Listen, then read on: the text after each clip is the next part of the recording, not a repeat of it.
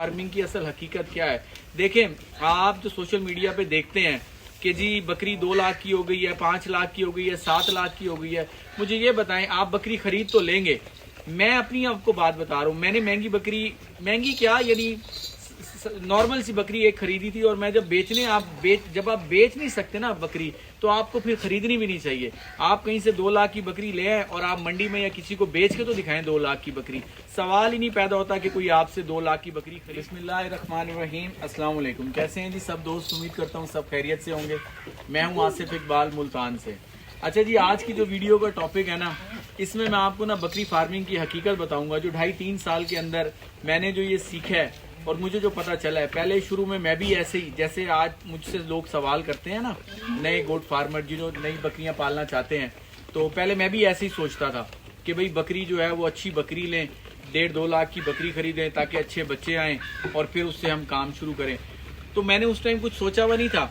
मैंने जो ये बीतल नस्ल रखी है ना, उस टाइम मैंने ये सोच के नहीं रखी, बस ऐसे ही रख ली। हालांकि बीतल जो नस्ल है ये डेयरी ब्रीड है, इससे दूध लिया जा सकता है, ठीक है ना। अब जाके कुछ समझ आया 3 साल बाद। हालांकि इससे 3 साल पहले मैं सिर्फ होमवर्क करता था, यानी प्रैक्टिकल नहीं था।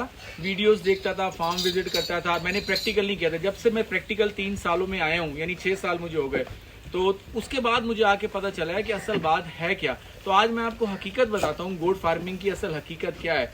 देखें, आप जो सोशल मीडिया पे देखते हैं कि जी बकरी 2 लाख की हो गई है, 5 लाख की हो गई है, 7 लाख की हो गई है, मुझे ये बताएं आप बकरी खरीद तो लेंगे। मैं अपनी आपको बात बता रहा हूँ, मैंने महंगी क्या यानी नॉर्मल सी बकरी एक खरीदी थी और मैं जब जब आप बेच नहीं सकते ना बकरी, तो आपको फिर खरीदनी भी नहीं चाहिए। आप कहीं से 2 लाख की बकरी ले आए और आप मंडी में या किसी को बेच के तो दिखाएं 2 लाख की बकरी। सवाल ही नहीं पैदा होता कि कोई आपसे 2 लाख की बकरी खरीद ले। जब आपसे कोई खरीदेगा ही नहीं तो फिर आपको लेने की क्या जरूरत है महंगी बकरी। आप देखें गोट फार्मिंग की जो हकीकत है ना, जो असल बात है गोट फार्मिंग में, उसका मकसद क्या है, पूरी दुनिया के अंदर किस चीज पे काम हो रहा है। बकरी से या तो दूध लिया जाता है और बकरे से गोश्त लिया जाता है, बस ये 2 चीजें हैं। इसके अलावा कोई चीज नहीं है गोट फार्मिंग के अंदर। तो ये सिर्फ पाकिस्तान के अंदर है जी कि बकरी का नाक, बकरी की सींग देख लें, बकरी का कद बड़ा होना चाहिए और बेशक उसका हवाना कुछ ना हो। बकरी सिर्फ अपने थनों से है। बकरी का हवाना अच्छा है तो बकरी है। अगर बकरी का दूध अच्छा नहीं है तो बकरी किसी काम की नहीं है, चाहे वो जितनी मर्जी बड़ी हो, ठीक है ना। तो मैं आपको अभी एक बात बताऊँ, एक दोस्त हमारे हैं यही मुल्तान के हैं, उन्होंने एक बकरी खरीदी है जहाँ से मैं बकरी ले आया, तो 2,20,000 रुपये की वो एक बकरी लेकर आ गए और वो प्रेग्नेंट थी बकरी, और उसने बकरी ने बच्चा भी दे दिया। तो उनको कोई मजबूरी हुई, उन्होंने बकरी उसको सेल करना चाहा। उन्होंने उसी बंदे को, उनको मैं जानता हूँ बहुत अच्छे तरीके, उन्होंने उसी बंदे को फ़ोन किया और कहा जी हमारी बकरी ना, हम कोई मसला हो गया, प्रॉब्लम है, तो हम बकरी आपको वापस करना चाहते हैं। अब तो उसने बच्चा भी दे दिया है, तो जितने की आपने दी थी आप उतने की ले लें। वो उन्होंने आए बाएँ शाएँ करके ना बात को टाल दिया, यानी वो 2,20,000 की बकरी वापस बच्चे के साथ लेने पर एग्री नहीं थे। तो अब आप ये देखें कि 2,20,000 की बकरी खरीद तो ली, लेकिन वो वापस नहीं ले रहा बंदा, जिसने बेची है ना वो वापस नहीं ले रहा। तो भाईजान, आप भी, अगर आपको यकीन नहीं आता तो आप तजर्बा करके देख लें। आप किसी भी बड़े घर से बकरी ले आए और आप उसी बकरी को कहीं पे भी उतने की बेच के दिखा दें। महंगी बकरी की बात कर रहा हूँ, सस्ती बकरी नहीं। 30, 40, 50, 60 हज़ार की बकरी तो मंडी में आम बिक जाती है।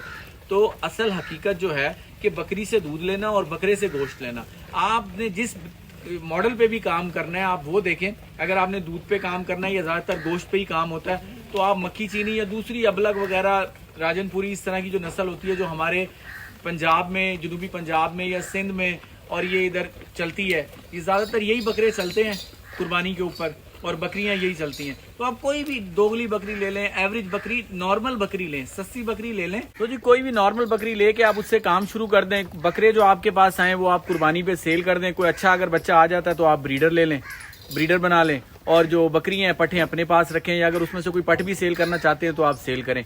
नॉर्मल पैसों की बकरी लेंगे, एवरेज बकरी लेंगे तो आप फायदे में हैं, कामयाब हैं, आप कहीं पे भी जाके बेच सकते हैं।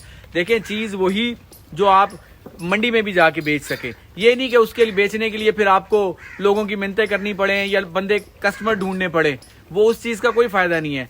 मैं आपको ये शर्तिया आपको बता रहा हूँ, कोई भी मेरा भाई मेरी बात से इख्तलाफ भी कर सकते हैं। देखें, एक अलग एक सोसाइटी है, एक क्लास है जो कि शौक कर रही है और वो महंगे जानवर खरीदती है। उन जिनके पास पैसे हैं उनको खरीदने दें, लेकिन जो मेरे भाई मुझसे मशवरा करते हैं या जो नया काम शुरू करना चाह रहे हैं वो एक एवरेज बकरी खरीदें।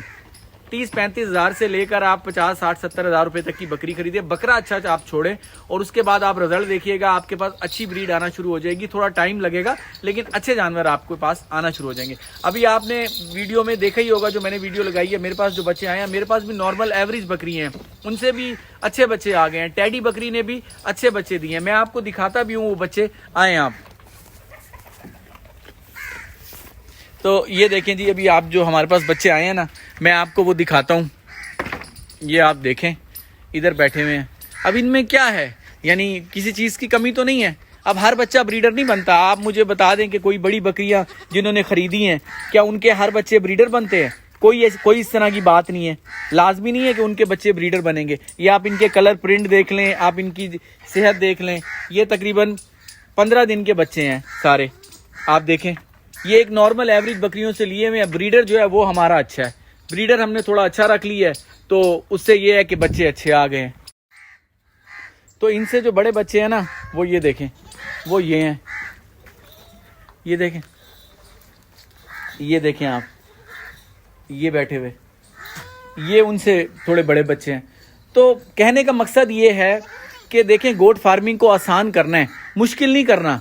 आप इसको जितना मुश्किल करेंगे ना, उतना आपके लिए ये दूर होता जाएगा। लोग सोचेंगे, ज़्यादा पैसे के लिए जानवर खरीदने के लिए सोचना पड़ता है कि भाई जानवर कुछ हो ना जाए। और वो जिन भाइयों ने, मैंने आपको बता रहा था, हाँ सच वो बात बीच में भूल गया, जो 2,20,000 की बकरी ले गए थे ना, जिन्होंने बच्चा दिया था, वो बकरी भी एक्सपायर हो गई अनफॉर्चुनेटली, और बच्चा भी मर गया उसका, देखें। तो अब वो अपनी दूसरी बकरियां भी बेचते फिर रहे हैं। तो यानी वो शौक ही खत्म हो जाता है। बात ये हो रही है कि आपने नॉर्मल बकरी से काम स्टार्ट करना है।